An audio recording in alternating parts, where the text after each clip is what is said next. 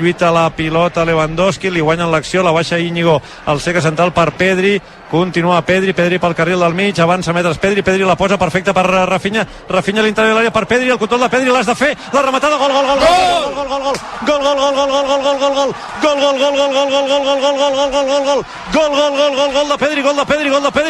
gol de Pedri, el partit ha canviat com un mitjó en aquesta segona part, l'irrupció de Dani Olmo a l'equip ho ha transformat absolutament tot, però ara qui ha aparegut és el mag canari que progressa pel carril central, filtra una passada en profunditat meravellosa per Rafinha li torna la pilota a l'interior de l'àrea, el control,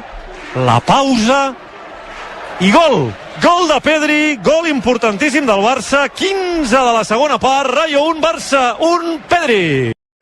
La mina amb Dani Olmo, que fa el control, però no pot xutar perquè està d'esquena a la porteria, apareix el Pacha Espino, es treu la pilota de sobre, la regala Valde,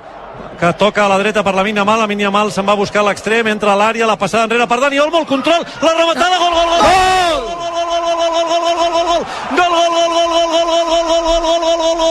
És un debut descomunal, és un debut estratosfèric, és un debut absolutament de somni, és de pel·lícula, és difícilment millorable. Dani Olmo s'acaba d'inscriure a l'11 titular indiscutible en 37 minuts. Dani Olmo, que ha esbocinat el partit i la defensa del Rayo Vallecano des de la primera pilota que ha tocat.